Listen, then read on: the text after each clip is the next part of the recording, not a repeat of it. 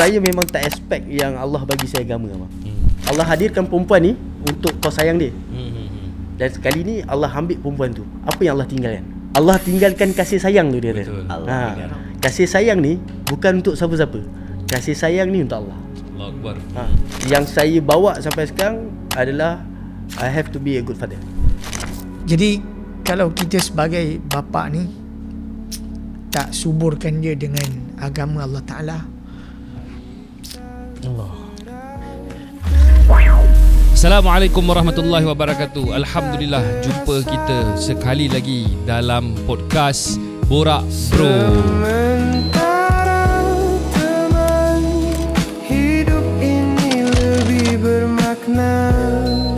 subscribe channel kami Sementara Teman, like dan sharekan video ini.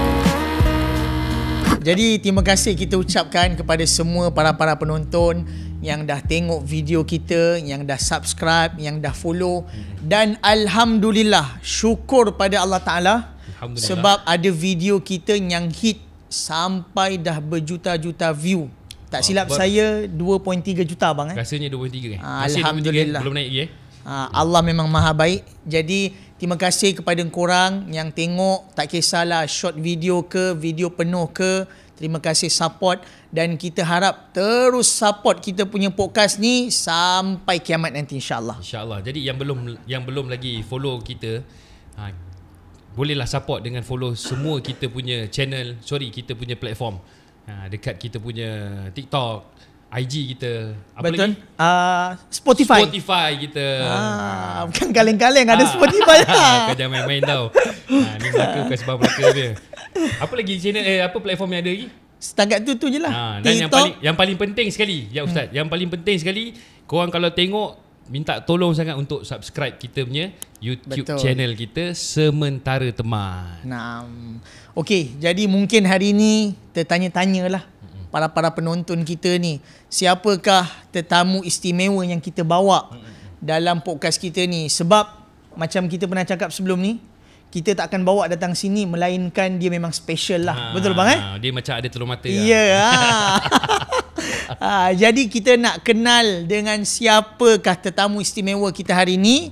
Jadi kita persilakan saudara kita. Assalamualaikum warahmatullahi taala wabarakatuh. Waalaikumsalam warahmatullahi wabarakatuh. Apa khabar Ustaz? Baik, alhamdulillah. Apa Farid sihat? Alhamdulillah. Jadi nama penuh saya Muhammad Daniel Azilan bin Abu Bakar. Masya-Allah. Okay, baru nampak dekat IG. Daniel Azilan. Okay. Orang Melaka ada kenal saya kecil lah. Naam. Okey. Abang asal daripada mana? Sekarang apakah yang sedang dilakukan? Mungkin sikit lah latar belakang sikit. Mungkin orang nak kenal lagi insya-Allah. Jadi yalah, saya asal daripada Melaka. Berasal Melaka ni sebenarnya asal saya daripada Bukit Beruang. Bukit Beruang. So saya membesar dekat Bukit Beruang. And then lepas tu saya bersekolah sekejap di sekolah Bandar Hilir. Lepas tu pindah ke sekolah Jalan Datuk Palembang sehingga darjah 6. Lepas tu saya terus pergi ke Melaka High School. Melaka High School. Budak-budak bola. High school bola ke? Waktu dulu bola. Sampai tingkatan 5. Lepas tu saya sambung pelajaran dekat Kolej Yayasan Melaka. Kolej Yayasan Melaka. Tapi Kolej Yayasan Melaka tu saya tak habis lah. Saya tak habis. Lepas tu bekerja dan alhamdulillah sekarang saya buka restoran The Street Kitchen lah dekat Melaka. Masya-Allah. Jadi maknanya sekarang ni apa yang abang tengah usahakan adalah restoran lah. Restoran, betul. Ada berapa cawangan, dekat mana? Mungkin ada yang tertanya-tanya ni. So far alhamdulillah sekarang ni Street Kitchen kita since 2015. Tahun ni alhamdulillah tahun ke-10 kita orang. Masya-Allah. Jadi alhamdulillah sekarang kita ada 4 outlet dekat Melaka. 4 outlet. Abang tahu 2 je. Bang, saya pun tahu 2 je bang. Ada 4 ni. 4 outlet dekat Melaka. Banyak tempat dia main tapi ni. Tapi 4 ni konsep-konsep berbeza lah. Yang pertama 2015 kita orang buka dekat The Street Kitchen Riverside, dekat Bangunan Merah tu, tepi sungai. Lepas tu kita buka di The Street Kitchen Container, Pantai Peringgit. Lepas tu alhamdulillah kita sekarang ada dekat The Street Kitchen Rooftop, dekat The Sterling Boutique Hotel Level 3. Kita ambil dia punya coffee house. Ini dekat hotel lah? Dekat hotel. Masya Allah. So dekat situ kita serve breakfast untuk guest, hotel check-in. Lepas tu untuk event-event lah. Dan kita ada lagi satu, The Signature State Highs, yang itu kita buat konsep coffee lah. State High. State Highs Yang paling dia, latest State High lah. State Highs. State Highs dengan rooftop dia sekali. Dia beza berapa bulan. Jadi bang, perjalanan dalam nak usahakan apa yang abang buat ni, sebab kalau saya punya baca apa yang abang cerita ni, benda ni dah besar lah. 10 tahun berniaga, dah ada 4 biji kedai. Betul. Dalam masa 10 tahun Betul, boleh dalam sampai masa ada 10 tahun ada 4 outlet kan. Lepas tu bukan kecil-kecil anak punya. Ada yang dekat hotel, ada yang kafe. Jadi untuk nak mengambil keberkatan sedikit lah, boleh tak abang kongsikan dekat kita, apakah dari sudut amalan-amalan yang memudahkan urusan abang dalam urusan perniagaan ni? Mantu ada abang nak share sikit ke? Sebab 10 tahun tu kalau bisnes lah, kalau bisnes dia, kita tak kira jangka masa panjang untuk orang owner dia sendiri. Tapi 10 tahun untuk ada 4 kedai ni bukan satu perkara yang kecil lah, macam kena pula zaman sekarang. Betul. Dengan kos apa semua kan. Zaman orang kata semua meniaga tengah sakit. Macam mana nak tahu juga tu macam mana dia punya perjalanan boleh sampai ada 4 outlet. Apa yang menguatkan zaman yang orang kata semua nak kena ikat perut, betul, boleh sampai berani, kau boleh berani nak ada 4 outlet ni? Satu dia bang, Seed Kitchen ni dia bukan satu brand restoran saja, saya nampak. Dia lebih pada perjalanan. Seed Kitchen ni satu brand yang ajar saya banyak benda, tim-tim saya. Tapi sebelum tu sebenarnya 2014 bang. 2014 saya ni daripada background hotel. So saya berhenti belajar. Waktu tu saya perasan keluarga saya ni bukan keluarga yang senang. Jadi kita orang hidup struggle bang. Mak ayah saya meniaga biasa je. Mak saya kira buat food detox, reflexology. Masya-Allah. So waktu tu saya belajar. Saya nak minta mak saya RM10. So waktu tu baru saya perasan something wrong lah daripada family saya ni. Sebabnya saya nak minta RM10 tu, saya tunggu luar kedai. Jadi mak saya tunjuk sekejap. Dia cakap apa yang lama sangat nak RM10 ni. Rupanya bila dia settle urut kaki tu, dia dapat RM15. Payment, okey. So RM10 tu dia bagi saya. Allah. Jadi waktu tu saya rasa family saya ni bukan family yang senang. Tapi sebab kehidupan kita orang ni struggle, walaupun struggle, tapi kebahagiaan keluarga kita orang tu kita orang tak perasan. So masa 2004 saya kerja hotel pun dah alhamdulillah 5-6 tahun. Dah ada aim nak jadi manager lah waktu tu. Last saya punya hotel Swiss Garden. Okey. So 2014 kecundang Cinggir Mehal. Aduh. Tera tak tera kan? Ya Allah. Saya putus tunang bang. So bila putus tunang tu, hidup saya gelap bang. Hidup saya gelap. Saya rasa macam tu dah end lah, habis lah. Waktu tu umur saya 23 tahun, 24 tahun macam tu. Kau budak berapa hari yang kau nak kata gelap? Waktu tu memang rasa macam dah tak ada apa lah ni. Sebab habis lah habis.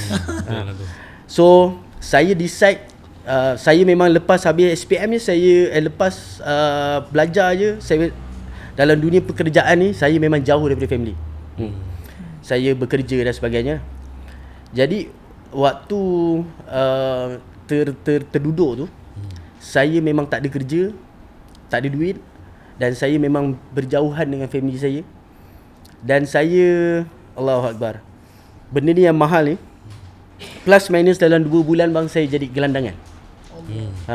Saya duduk kat Melaka dekat ni? Melaka bang. Dekat tepi-tepi sungai tu. Saya duduk dekat Jam Besar. Okey. Belakang Masjid Kampung Lu tu, ada tepi sungai tu. Plus minus 2 bulan. Jadi kawan-kawan saya pada waktu tu orang yang gelandangan ni, ada Uncle Joe, Emisesh tu, Uncle Emisesh tu. Dan pagi-pagi saya pergi dekat Bukit Cina ni ada Quil Sing. Dia bagi roti bang. Saya makan. Jadi waktu tu disebabkan itulah saya jumpa ramai orang yang gelandangan lah. Jadi saya cakap ni bukan tempat saya ni. Bukan tempat saya ni. Saya perlu buat sesuatu. Tapi waktu tu tak terfikir pun nak buka Seed Kitchen ni. Memang tak ada terfikir. Lepas tu sampailah satu masa tu, pendek cerita dia, sampai satu masa tu saya duduk tepi sungai, memang tengah lost. Ada satu hamba Allah yang nama dia Hafaz, Abang Hafaz lah, nama dia Hafaz. Dia budak Tampin. Masih hidup lagi? Alhamdulillah, tapi saya dah lama tak jumpa dia. Okay. Abang Hafaz ni, dia waktu tu dia baru nak buka kafe, nama dia Eat Canteen. 2014 macam tu. Jadi dia tengok saya, muka macam ada rupa. Boleh jual. Kan? Tapi apa pasal kau jadi macam ni? Kan? Betul. Dia duduk kat situ. Kena, kan? Apa pasal kau jadi macam ni? Jadi saya ceritalah pasal kehidupan saya apa semua. Saya macam lost, memang saya dah lupa siapa saya. Jadi dia offer saya kerja. Dia kata besok aku ada nak kafe nak buka ni. Kalau kau nak kerja, kau kerja dengan aku. Jadi besok saya datang dengan baju tak ada, dengan motor macam tu kan. Jadi bila saya sampai dekat situlah bermula kehidupan saya. Saya jumpa orang yang baik-baik. Saya jumpa ada berapa orang lah, Abang Malik daripada Tampin, kecil juga nama dia Hafaz. Jadi waktu tu saya kerja Eat Canteen. Dalam beberapa bulan saya kerja, dekat situlah saya build up balik saya punya confidence. Dan waktu tu saya ingat ada nama Abang Arif nama dia. Dia ni main band. Saya memang live saya suka main gitar, saya suka menyanyi, saya suka main skate. Jadi bila duduk dekat situ tu saya rasa ini live aku ni. Kat situ ada skateboarder datang. Dia kena dengan jiwa. Kena dengan jiwa. Jadi saya nampak ada satu brother ni, dia kira bos juga rambut panjang. Jadi dia main band, main gitar. Band dia pun band metal. Tiba-tiba dia selalu jumpa saya, dia selalu cakap macam ni, Daniel, kau dah semayang belum? Kita rock juga semayang.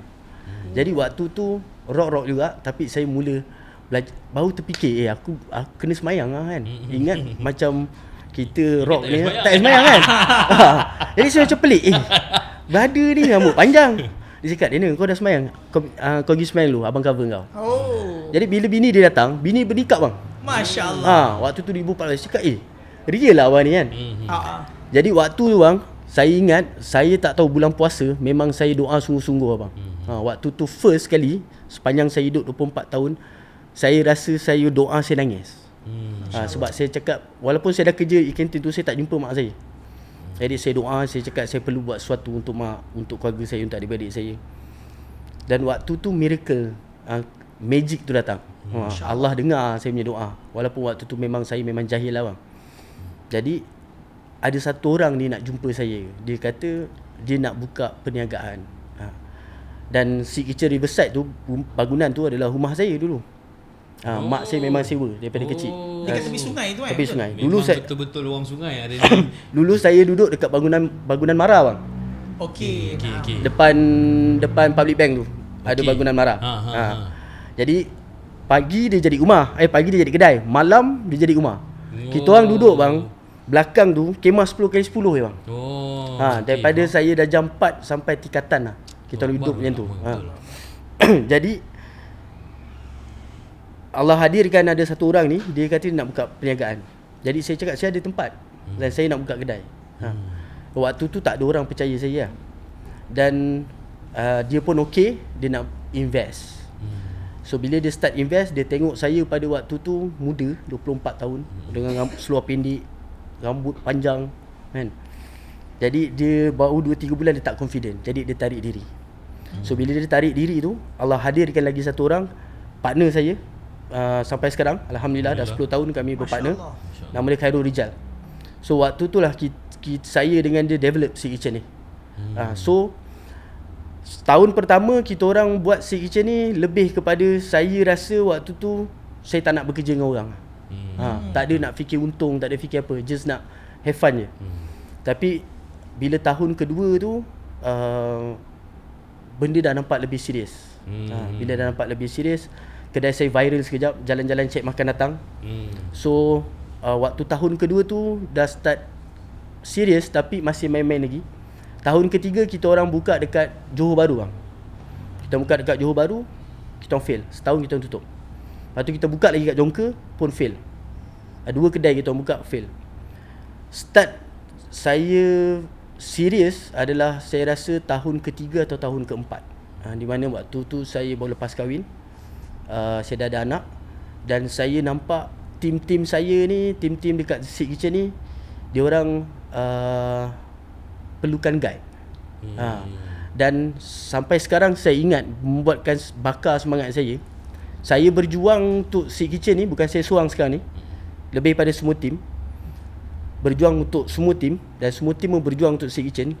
Sebab ada satu words ni saya pernah minta pandangan pada satu individu. Saya cakap, berapa nak bagi gaji budak-budak ni Saya cakap, waktu tu gaji dia RM900,000. Cakap RM900,000 tak boleh hidup budak-budak ni. Betul. Kan? Jadi waktu tu dah 2018 macam tu. 2015 saya buka, 2016, 17, 18 lah saya tanya soalan ni. Jadi individu ni dia bagi tahu saya, cik, dia panggil saya kecil, cik, budak-budak kerja kedai makan ni kau tak payah bagi gaji tinggi-tinggi. Sebab dia orang ni bukan pandai sangat pun.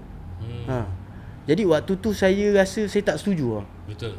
Sebab daripada since 2015 5-6 tahun saya dalam operasi. Saya masak, saya beli barang, semua saya buat. Dan saya tak rasa pun tim kedai makan ataupun F&B tak pandai bang. Betul. Dia orang ni power kan. Jadi kenapa kena letakkan dia orang punya pandangan macam tu? Martabat dia martabat direndahkan di situ. Betul. Jadi pak PKP. Lepas PKP bang, waktu tu memang kosong lah. Memang tak ada sale, tak ada apa. Tapi tim-tim yang ada ni, diorang semua loyal bang. Saya dah anggap dia putih lah. Korang gerak lah. Saya tak mampu nak bayar. Tapi diorang stay. 2 tahun diorang stay bang. So masa dalam tempoh 2 tahun MCO tu, waktu tu lagi semangat saya nak perjuangkan Seek Kitchen ni. Jadi kita sama-sama sit down, kita tukarkan mindset. You guys ni semua bukan pekerja kedai makan. Faham. Kita ni semua adalah pemain F&B. Kita adalah F&B industry. Work as a team. Yes. Kita bukan kerja kedai makan. Jadi alhamdulillah masa MCO tu kita orang betul-betul ajib abang. Banyak benda yang berlaku. Allah bantu banyak benda. Walaupun kami tak ada sale, tak ada apa, tapi kita orang happy abang.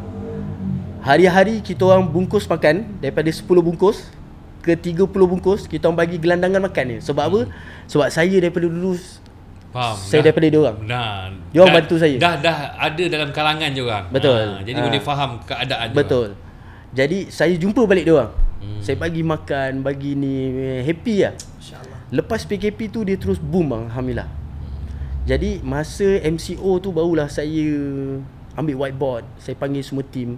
Saya bagi tahu tentang perjalanan Seek Kitchen, mana kita nak pergi. Kenapa Seek Kitchen ni wujud. Kenapa korang ni ada peluang pekerjaan macam mana. Jadi kenapa Seek Kitchen boleh sampai ke 10 tahun ni, perjuangan yang untuk semua tim. Faham. Dia bukan saya seorang dah. Bukan individu. Bukan individu. Saya ni boleh dikatakan regular customer abang punya kedai lah. Alhamdulillah. Sebulan sekali mesti datang. Kalau saya balik Melaka bang, mesti datang. Ngau rumah dengan mak kan. Saya punya faham, kedai ni macam ni, mungkin ada orang fun dah settle macam tu lah. Rupanya ada kisah yang ajib di sebaliknya. Betul. Sampai kan abang jadi gelandangan lah, abang kata apa semua ni kan. Okey lah, dalam keadaan masa abang tengah dekat bawah sekali tu, masa tengah jadi gelandangan ni apa semua kan, pernah tak waktu tu ada situasi, terutamanya daripada ahli keluarga, yelah, mungkin kita ni manusia diuji pada keadaan, betul tak? Ada tak pada waktu-waktu tu macam keluarga kita tunjal kita lah, macam kata kau ni memang tak guna lah. Ada tak benda-benda macam tu menyebabkan abang lagi down ke? Abang kalau kena macam tu abang relax je? Saya alhamdulillah ustaz, waktu saya tak pandang benda tu titik rendah saya ke apa, tak ada. Saya rasa benda tu proses lah. Betul. Proses. Dan sekarang ni bila kita dah umur macam ni, baru saya perasan benda tu Allah nak ajar saya kan. Sebab mungkin waktu tu saya kerja hotel, gaji pun tak besar sangat, tapi mungkin saya sombong. Jadi bila saya hilang macam tu, sebab saya pernah dapat satu nasihat waktu saya lost terus. Jadi semua orang saya jumpa, saya minta nasihat. Faham. Jadi ada satu orang ni, dia kata dengan saya cerita lah, saya lost sebab relationship apa benda semua. Jadi dia kata dengan saya, Daniel, Allah hadirkan sayang tu untuk engkau, dan sekarang ni Allah hadirkan perempuan ni untuk kau sayang dia. Dan sekali ni Allah ambil perempuan tu, apa yang Allah tinggalkan? Cakap Allah tak tinggal apa-apa lah. Tinggalkan saya tu duduk ni. Dia kata Allah tepi sungai Allah tinggalkan kasih sayang tu, dia kata. Betul. Kasih sayang ni bukan untuk siapa-siapa. Kasih sayang ni untuk Allah. Allahu Akbar. Jadi benda tu bermain-main kepala otak saya tu bang. Tapi memang kalau kita tengok bang, kalau dalam Imam Ghazali dia pernah cakap tau, dia pernah kata definisi orang yang syukur ni, manusia ni dapat nikmat memang syukur. Semua orang syukur dapat nikmat, betul tak? Tapi definisi hakikat syukur ni, bila mana dia kena musibah pun dia syukur. Benar. Baru betul-betul tasyakuran, dia bersyukur. Betul. Kalau dapat duit, oh terima kasih alhamdulillah. Syukur memang dapat duit kan. Itu biasa, betul. Tapi kalau kena uji pun bersyukur, ini min ahli syakirin. Ini orang yang bersyukur. Betul. Jadi kalau balik pada soalan tadi tu, keluarga saya alhamdulillah sampai sekarang sebenarnya saya ada satu keluarga yang support system ni sangat kuat bang. Masya-Allah. Yang sokong, adik-beradik sokong, mak ayah sokong, makcik-makcik semua sokong. Bila saya pun tak tahu, saya rasa makcik-makcik saya pun tak tahu cerita ni. Adik-beradik saya pun saya rasa pun tak tahu cerita premium ni. Bang. Cuma tim saya selalu cerita. Masya-Allah. Jadi saya rasa masa di bawah tu kawan-kawan abang. Kawan-kawan semua hilang lah. Cuma yang ada pada waktu tu sahabat lah. Sahabat. Tapi yang betul lah bang, semangat manusia ni kan, tak tahulah kalau dalam kitab Arab dia kata orang lelaki ni, ulama bagi tahu, dia kata himmatur rijal tahdimul jibal. Semangat orang lelaki ni gunung pun boleh kata. Betul. Jadi kalau based on kisah abang kecil ni, Memang dah kata lah gunung tu. dah hilang lah, buat gunung baru lah. Jadi masya-Allah ini kisah yang sangat ajib lah yang kita dengar. Macam mana daripada tepi sungai sampai sekarang boleh ada 4 outlet, masya-Allah lah. Jadi kalau kita faham daripada satu sudut, kadang-kadang waktu datang ni satu musibah ni, kita rasa waktu ni memang Allah tak sayang. Kan? Bila musibah datang, Betul. kadang-kadang bertimpa-timpa, lepas satu, lepas satu. Tapi yang sebenarnya musibah-musibah yang datang ni adalah untuk membina kekuatan kita untuk hari yang akan datang. Betul. Kalaulah tak ada pengalaman hidup sebagai gelandangan, jadi mungkin kita pun tak ada pandangan ataupun tak ada rasa belas ihsan kita pada gelandangan. Betul. Mungkin kita makin sombong kan? betul tak? Makin sombong. Jadi maksudnya dengan menjadi gelandangan tadi, Allah Ta'ala selepas tu, Allah Ta'ala jadikan hati kita ni dekat dengan orang-orang yang susah ni. Kalau tidak, mungkin kita bila dah ada 4 outlet, ya bang, kan? mana nak pandang ni Mungkin kalau ikut bakal kan, beza. betul kan? Kan? Tapi dia ada keberkatan yang sebenarnya. Betul. Kesusahan ni dia satu nikmat yang sebenarnya. Kalau Betul. cuma masa bila berlakunya musibah atau masa sedang diuji tu je, cara kita adapt benda Betul, tu. menerima Kita keadaan tu, yang menjadi Saya sampai sekarang, minta maaf bang, saya sampai sekarang alhamdulillah, ni bukan saya nak tunjuk kebaikan ke apa lah, just sharing je. Sampai sekarang alhamdulillah, saya bawa anak saya setiap Khamis atau Jumaat, lepas maghrib atau lepas isyak kadang, saya ada satu pot memang saya bagi dia orang makan. Jadi sekarang ni adalah anak-anak saya yang bagi. So saya bagi kereta, kadang dia nampak kereta saya, dia orang dah datang dah. Jadi anak-anak saya bagi lah, pakcik-pakcik ni semua. Jadi saya bagi tahu dekat anak-anak saya ni semua kawan-kawan abah. Dia pun pelik juga. Saya bagi tahu masa korang tak ada, ni lah kawan-kawan abah. Tapi dia orang tanya, tapi asal kawan-kawan abah kat sini? Dia orang memang happy kat sini je kan. Dia nak bagi tahu dekat situ memang semangat abah, Ustaz. Betul. Semangat saya macam dulu, semangat untuk sendiri. Kita tak nak bekerja dengan orang. Lepas tu dia dah pergi fasa semangat untuk buat dengan tim pula. Lepas tu sekarang dia dah bercampur semangat untuk buat untuk anak-anak. Dan keluarga lah.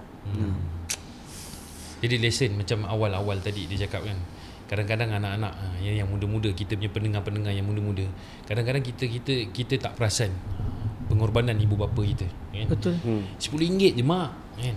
Apa yang lama now, apa yang susah now ni. Betul. Tapi kita tak faham di sebalik RM10 tu berapa perit jerih untuk dapatkan RM10 yang pada kita RM10 je tak ada apa-apa pun. Kan ni kadang-kadang Gen Y, sekarang apa, Gen Z. Gen Z. Sekarang bukan Gen Z. Gen Z Alpha. Sekarang je Alpha. Kan, yang mungkin kadang-kadang kita tak nampak. Betul. Pengorbanan ibu kita, bapa kita yang bersusah payah. Benda ni kebiasaannya mak bapak ni, kesusahan yang diorang alami diorang akan sembunyikan. Dia takkan bagi tahu. Tak akan bagi tahu kan. Asalkan apa yang anak dia nak boleh dapat. Jadi kadang-kadang kisah-kisah macam ni kita nampak apa yang ada di sebalik pengorbanan mak bapak kita kan. Kita punya rasa macam zaman sekarang masuk you dah kena ada kereta, dah kena ada handphone, Dah kena ada motor, dah kena ada motor kan. Tapi kita tak faham macam mana pengorbanan mak bapak kita nak adakan ikat perut kan Allah untuk Allah. sempurnakan kita punya. Kita boleh cakap benda ni bukan keperluan pun. Benda Betul. ni sekadar kehendak je kan. Allah abang. Jadi bang, kita kenal abang ni lah daripada mula-mula abang berniaga. Maksudnya perniagaan ini sampai hari ni maju macam ni dengan asbab daripada pelajaran yang abang dapat daripada kisah hidup ni, betul tak? Okey. Kita dah dengar tadi waktu mula-mula nak berniaga. Sekarang ni kita nak tahu pula apakah ujian waktu ketika abang sedang berniaga dan sekarang dah senang dan saya rasa masya-Allah memang rezeki melimpah ruah. Apakah yang abang rasa ujian ni ialah dalam susah ada ujian dia, dalam senang ada ujian dia. Ketika mana tengah senang ni, apa ujian yang paling abang rasa kalau orang nak berniaga dia kena tahu benda ni supaya dia bersedia nak hadap ujian ketika senang ni? Jadi alhamdulillah lah perniagaan saya sekarang tahun ke-10 ni biasalah dia ada naik turun kan. Ujian untuk kekal dalam tempoh 10 tahun ni bagi saya yang paling challenging adalah untuk set up team lah Ustaz. Untuk set up team. Sebab diorang ni team, kalau si kitchen sebenarnya sampai ke hari ni semua sebab team. Saya kalau nak bagi create tu sebab saya tak selalu ke depan untuk dalam si kitchen. Sebab saya rasa saya tak layak.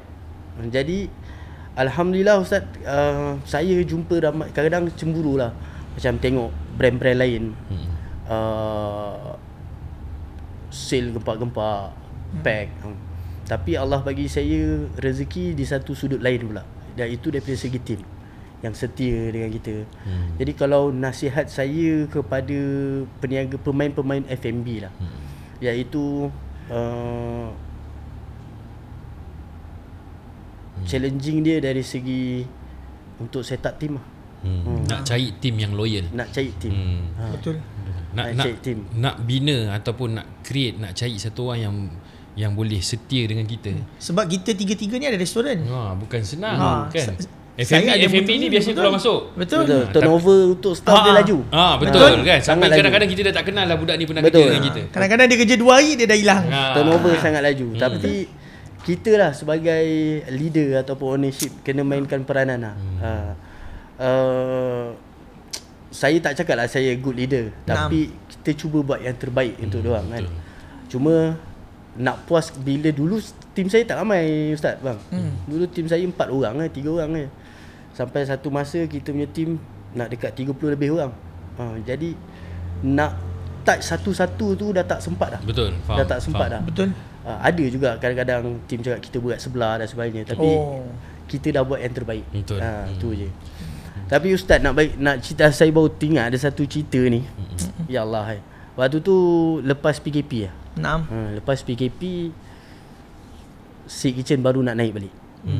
Tapi waktu si kitchen nak naik balik ni, Allah bagi saya hidayah lah. Tu macam kan kita macam pasal kita pernah ternampak juga kan, dia ada pakai pakaian putih. Kita ada tengok juga dia pakai serban kan. Ini benda memang kita nak dengar sebenarnya. Betul. Sebab dia kalau orang pakai, kalau Thailand ni dia panggil ni kepiah. Kan, kalau pakai kopiah ni biasa kan, pakai ketayak biasa. Tapi kita pernah nampak pakai imamah. Dia pakai imamah, pakai serban. Ini high level. Betul, jadi memang kita pun tertanya-tanya kan, daripada mana datang kekuatan. Pasal pakai serban ni saya sendiri Ustaz. Betul. Nak pakai serban ni belum ada kekuatan. Nak pakai kita rasa macam alamak kan.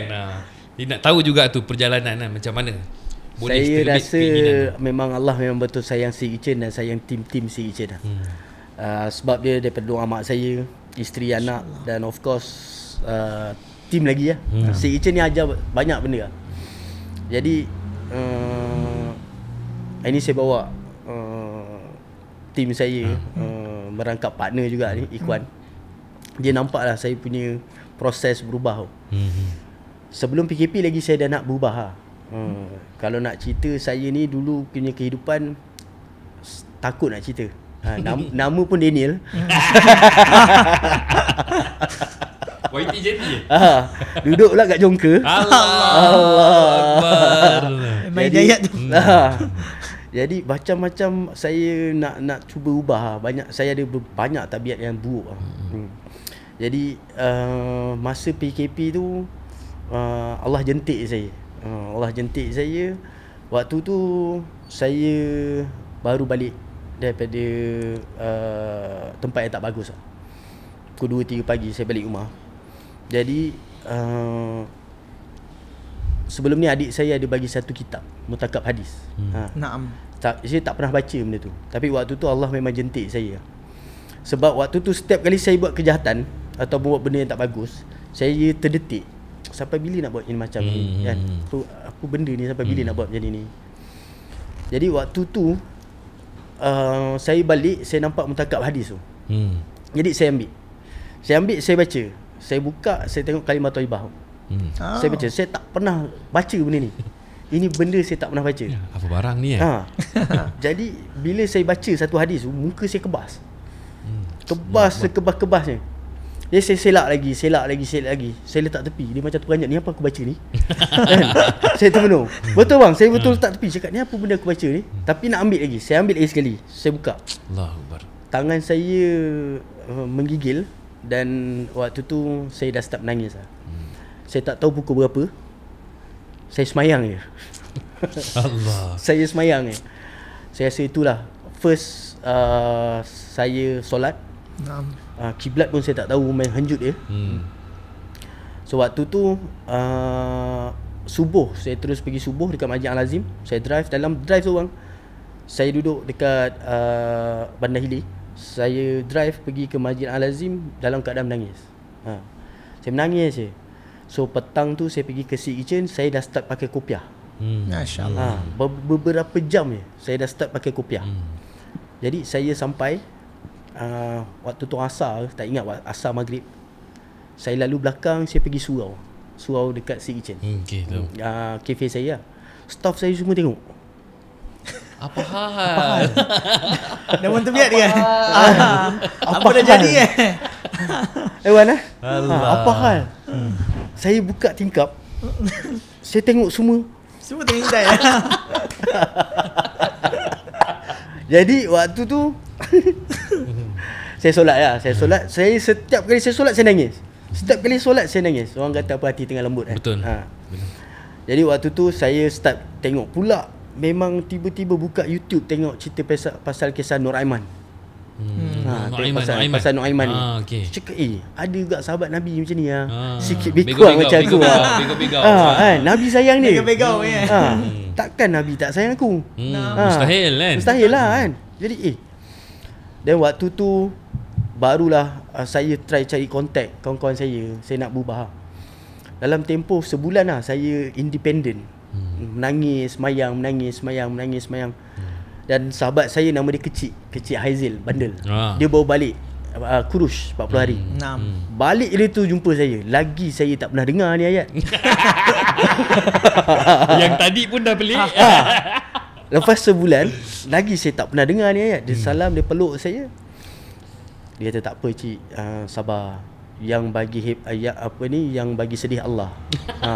Yang hilangkan sedih pun Allah. Allahu Akbar. Lepas tu dia cerita pasal Nabi Ibrahim. Nabi Ibrahim kena bakar kan. Nabi Ibrahim kata apa? Api ni pun makhluk. Jadi dia cakap macam tu lah, Allah ni hebat, ni semua. Jadi benda yang saya tak pernah dengar. Dia cakap ni apa benda ni? Kebas lagi yang muka macam mana? Lepas tu dia bawa balik kurus kan. Dengan dia punya sunnah dia. Abang boleh bayang muka dia sekarang ni. Dengan jambang dia. Allah. Lagi budak-budak saya semua macam ni. Ini kecil ni dah masuk ajaran sesat ke apa ni kan. Jadi waktu tu saya memang hari-hari nak jumpa dia. Hari-hari nak jumpa dia. Nak dengar benda ni. Nak dengar lagi sampailah saya sedia untuk belajar keluar kurus 3 hari dan sebagainya. Lepas tu Allah bagi saya ujian. Rumah saya kena halau. Kereta saya kena tarik depan si Ejen. Dalam tempoh sebulan juga ni dengan anak-anak pula ni. Duduk dekat hotel murah yang RM35 RM60 dalam sebulan 2 bulan Jadi kita orang tak ada rumah. Tapi si Ejen dah jalan sebab si Ejen baru-baru nak naik. Jadi saya lepaskan tim saya dulu. Sebab waktu tu 2 tahun diorang tak ada gaji. Jadi kita cuba bayarlah apa benda ni. Jadi sebulan lebih macam tu. Kita orang pindahkan dah hotel-hotel bajet dekat Jongka, dekat Melaka. Guest house Melaka Raya ni kita orang dah duduk lah dengan anak-anak, tak ada kereta. Jadi waktu tu belajar syukur lah kan. Memang waktu tu saya cakap dengan isteri saya balik kereta kena tarik depan kedai kan. Anak saya dalam kereta, bini saya dalam kereta. Daripada masjid RM1 tu parking, diorang dah standby lah. Jadi saya kata tak apa, yang keluar je kereta biar. Jadi saya pinjam kereta staff. Balik rumah pula kena halau. Saya cakap satu-satu kena ni kan. Jadi saya cakap dengan bini saya, tak apa ni, Allah bagi. Maknanya keadaan masa tu memang redha lah. Redha bang. Tapi waktu tu memang dia tak rasa sedih, dia rasa betul-betul nikmat lah. Cakap yang Allah bagi lagi sayang kat kita ni. Saya pun tak tahu waktu tu dia tak kau ni kan. Tapi memang saya waktu tu memang rasa best. Okey je, tak ada masalah Alhamdulillah. Allah. Mahal. Tapi waktu lepas tu keluar 3 hari belajar keluar dekat Allahumma salli alaihi wasallam. Waktu tu saya cakap, waktu tu baru kali kedua lah keluar. Benda ni benda ajib lah. Saya cakap ini saya sebab dah sebulan dah huru-hara macam ni. Saya cakap yang kita kena buat amal lah malam ni. I punya shift pukul 3, you pun bangun 3. Jadi kita minta doa keperluan lah. Kita dah perlu ada kereta ni.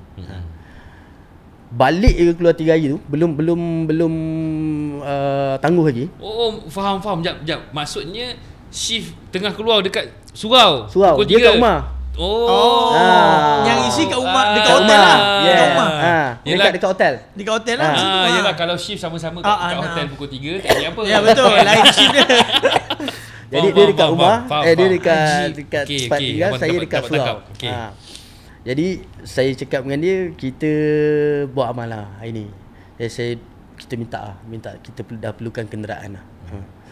Tapi waktu tu orang pandang saya ni macam tak susah pun, sebab kau ada kedai. Betul. Kan? Faham. Kau ada kafe, riverside, kau ada kontena.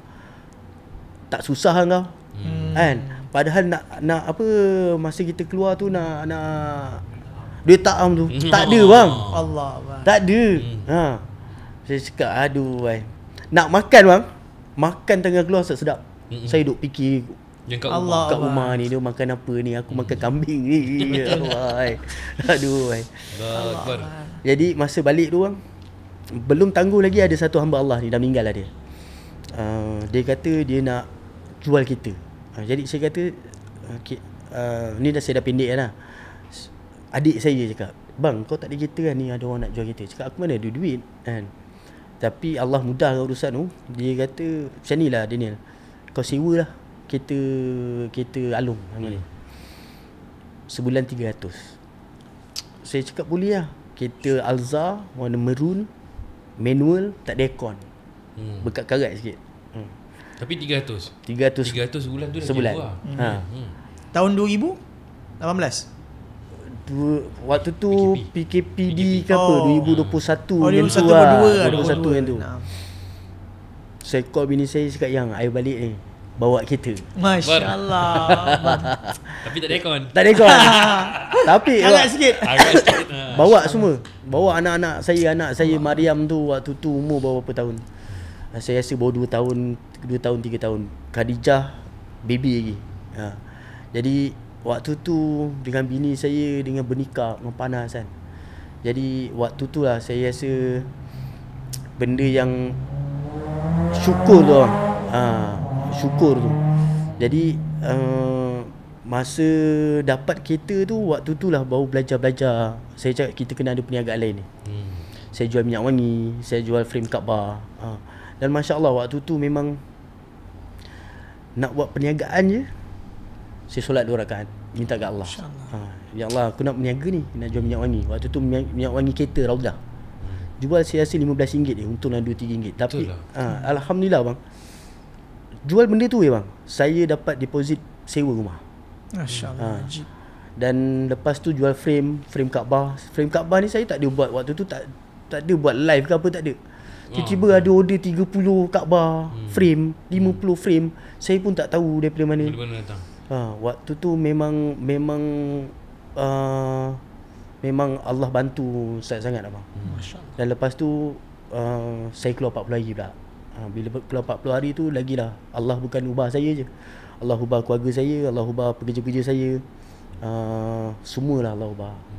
Surrounding kira semua Allah Ta'ala settlekan. Semua tak payah Allah pening. Ya Allah buat kan. Ada seketika tu saya tengah duduk, saya pun jadi pelik. Kawan-kawan saya ni ada ustaz, ada hafiz. Tak pernah ada dalam list. Tak sepatutnya ada lah. Tak sepatutnya ada lah. Tak pernah dalam list.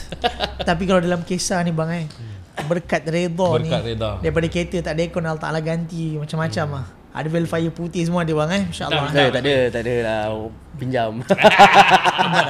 Allah punya. Betul. Tanggungjawab. Betul. Tapi sebab memang ulama pun ada kata, ulama ada seorang orang alim ni nama dia Al-Habib Ali Al-Habsyi, dia kata inna ridha wasful munibu al-ma'i. Yang Allah nak daripada hamba ni adalah redha. Bila hamba ni datang dengan redha, maka Allah akan habiskan semua masalah dia, Allah akan selesaikan. Ajib lah. Saya pun tak tahu waktu tu saya redha ke apa kan. Tapi sebab yalah nak tahu redha ni saya tak berani nak cakap lah. Tapi rasa gembira, masa okey, tak masalah. Rasa okey tak ada lah. mungut, tak ada apa-apa kan. Tak ada kata macam aduh tak ada kereta. Biasa kalau orang kena tak kereta kan, terpekik tertolong apa ni aku ni macam ni. Kan? Parang kan. Ini boleh kata tak apa yang okey yang nanti kita. Okey je lah, settle je lah. Tapi kalau ingat-ingat balik sedih lah. InsyaAllah. Sedih, dan yang paling mahal pengorbanan isteri tu lah. Betul. Pengorbanan isteri. Dan waktu tu lepas PKP benda nampak tak adalah bisnes tu meletup-letup. Dia average je lah, Alhamdulillah. Cuma Allah banyak mudahkan urusan. Lepas PKP tu barulah saya start betulkan hubungan saya dengan mak ayah. Sebab saya belajar waktu jadi gelandangan tu sekejap. Allah ajar saya. Stres ni waktu tu yang saya faham dia ada 2 je. Manusia cakap aku ni serabut. Stres. Saya perasan ada 2 je. Ni pandangan saya Ustaz bang. Pertama, dia stres ataupun dia serabut sebab financial, kewangan. Yang kedua, relationship, hubungan dia dengan tempat kerja. Okey, tapi hubungan dia dengan kawan-kawan tak okey, dia akan stres. Hubungan dengan adik-beradik, hubungan dengan mak ayah. Tapi yang paling besar waktu lepas PKP, saya rasa betulkan hubungan dengan Allah. Benar. Sahih. Masalah relationship ni, masalah hubungan ni, kita akan stres bang. Pandangan saya. Jadi untuk struggle-nya saya selepas PKPD tu, lepas Allah bagi saya ketenangan, saya nak betulkan hubungan dengan ramai orang ni payah. Sebab kita ni bukan ada history yang baik. Kan? Tapi bila jumpa, kita nak bercakap dengan dia orang, kita nak mohon maaf, minta maaf, benda tu agak struggle lah. Dan saya buat je apa yang boleh untuk kawan-kawan, saya minta maaf dan sebagainya. Lepas tu betulkan hubungan saya dengan mak ayah, family members. Sebab saya belajar hubungan dengan mak ayah ni, yang paling the best idola saya adalah adik saya. Adik saya Danish. Okay. Dia idola saya. Sebab saya dapat value ni waktu tu dia nak beli kereta. Dia nak beli kereta 4x4. Jadi waktu tu dia nak beli Hilux ke apa. Jadi dah Triton. Sekarang dia pakai Triton lah. Dulu dia pakai masa dia nak beli tu tengah pilih. Jadi dia pergi showroom, orang tu buka kan pintu depan untuk dia naik. Dia tak ada, dia buka pintu belakang, dia duduk. Okey, abang dah faham. Abang faham. Dia duduk belakang. Orang tu jadi pelik. Saya pun pelik. Rupanya dia nak try tengok mak duduk belakang ni, mak ayah selesa tak? Allahu Akbar. Jadi kat situ saya siap adik aku ni dia memang letakkan mak dengan ayah dia dekat depan. Betul. Jadi dekat situ saya memang belajar daripada adik saya macam mana nak betulkan hubungan dengan mak ayah saya. Dan sampai sekarang saya tak dapat nak bagi kemewahan lah. Tapi alhamdulillah saya dengan adik saya cubalah. Kita orang tak ada rumah bang. Kita orang tak ada rumah, mak saya tak ada rumah. Tapi last 3-4 tahun lepas kita orang adik-beradik cuba bagi sesuatu lah. Dapat beli rumah biasa je okey lah untuk mak ayah saya. Kita orang tak pernah ada experience yang hari raya keluarga datang yang ziarah kita lah. Tak ada. Ziarah Kita orang yang pergi sebab kita tak ada rumah. Jadi 3-4 tahun lepas baru dapat belikan dia orang rumah, dia orang duduk selesa alhamdulillah. Dan saya tak dapat bagikan kemewahan macam orang lain. Tapi apa yang saya boleh buat adalah saya sekarang ni boleh dikatakan 100% lah dengar je nasihat mak ayah. Sampai satu kali tu kita orang nak pergi KLIA. Jalan ni memang jam. Saya dah tahu lah. Tapi ayah saya suruh lalu situ juga. Saya malas nak Tegau. Nak argue kan. Nak argue. Saya jalan je. Sampai begitu sekali lah. Sebab waktu remaja saya lupakan dia orang punya nasihat. Dan dia orang dah ending dah ni kan. Umur dah hujung-hujung. Saya just boleh dengar nasihat dia orang je. Sebab saya tahu once dia orang dah tak ada, nasihat tu je yang tinggal. Dan kalau dia orang dah tak ada, nanti dah tak ada siapa dah nak nasihat. Betul. Kan? Betul. Dah tak ada siapa dah. Nasihat je yang tinggal. Betul. Jadi kadang-kadang ni lah, kadang-kadang orang tak faham keberkatan kan, hubungan dengan mak bapak ni punya penting. Pasal dia akan memberi kesan kepada kehidupan seharian kita. Sebab tu dalam satu hadis Nabi SAW beritahu, reda Allah adalah selepas reda ibu. Kan? Bapa-bapa ni adalah pintu-pintu syurga. Kadang-kadang ada orang salah faham, orang kata yang hadis yang tentang selepas Allah dan Rasul, siapakah yang patut aku cintakan? Ibumu. Bapak tak payah. Bapak tak payah. Kadang-kadang orang salah faham. Kan? 3 kali yang Nabi SAW ulangkan tentang hadis ni, tentang pada ibu ni, dia tidak mengurangkan peranan ataupun martabat satu orang bapa tu. Kadang-kadang orang duk sibuk ibu, syurga bawah kaki ibu. Tapi satu hadis yang lain Nabi SAW beritahu, bapa ni adalah pintu syurga kamu. Kan? Jadi kalau kau dapat syurga, tak ada pintu, macam kau nak masuk kan. Jadi kadang-kadang dengan hadis tu, bila tak refer dengan alim ulama, jadi orang boleh jadi salah faham. Betul. Kan. Tapi satu lagi, kalau istilah keberkatan ni bang, akhir zaman ni keberkatan ni dia bukan satu keutamaan manusia ke tau. Dia anggap keberkatan ni, kadang-kadang ada orang dia anggap keberkatan ni macam cerita dongeng. Kalau kita cakap dengan dia, ni mak engkau ni kau kena ada keberkatan dengan dia, nanti dia akan cakap, tak apalah, bulan-bulan aku dah bagi duit, pandai lah. Dia fikir macam tu. Padahal keberkatan ni tak semesti bagi duit. Betul tak? Betul, faham. Keberkatan ni kita minta doa mak kita. Betul. Kita minta nasihat. Kita ziarah dia kan. Gembirakan dia. Tapi hari ni silap manusia ni, bila dia faham keberkatan ni, dia kena bagi duit dah. Lepas tu dia buat kurang ajar dengan mak dia. Itu yang silap tu. Dia ingat dia bagi duit settle lah semua. Ya, betul lah. Tak nafikan lah juga, duit tu penting lah juga. Betul memang penting. Betul. Tapi dia bukan maksud yang asal. Maksud asal dia. Betul.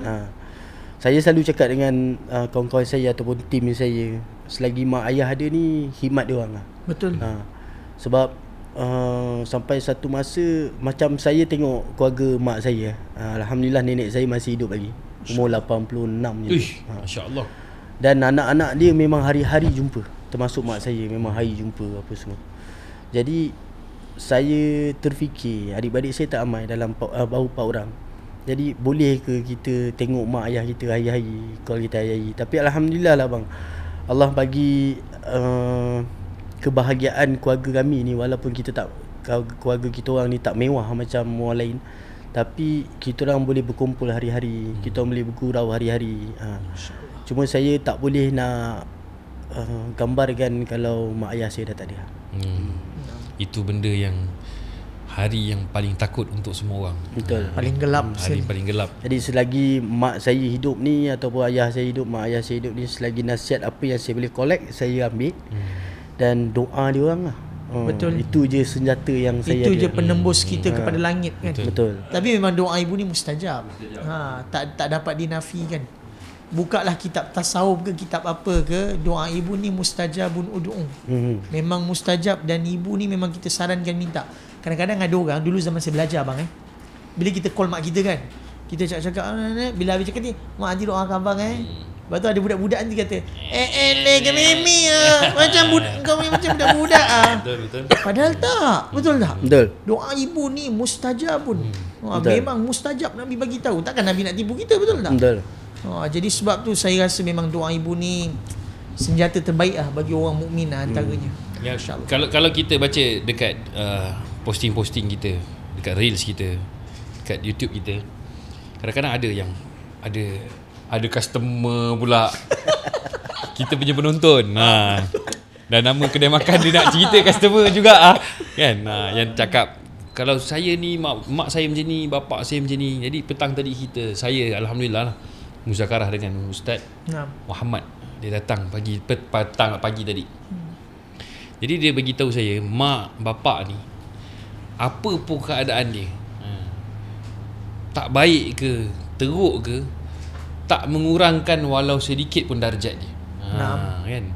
Sebab kalau apa segala nikmat yang kita ambil, yang kita dapat dekat dunia ni, nikmat minum teh, kita rasa teh kan, minum Nescafe, kita rasa Nescafe, nikmat kita ada kedai sampai 4 kan, ada itu, ada ini, ada anak, ada isteri, semuanya bermula daripada satu orang bapa. Kalau dia tak ada, kita tak akan mungkin dapat rasa nikmat-nikmat yang kita rasa sekarang ni. Betul. Jadi sebab perkara tu, walaupun kadang-kadang ada sesetengah orang yang diuji dengan keadaan mak bapak yang tak berapa bagus, yang teruk kan.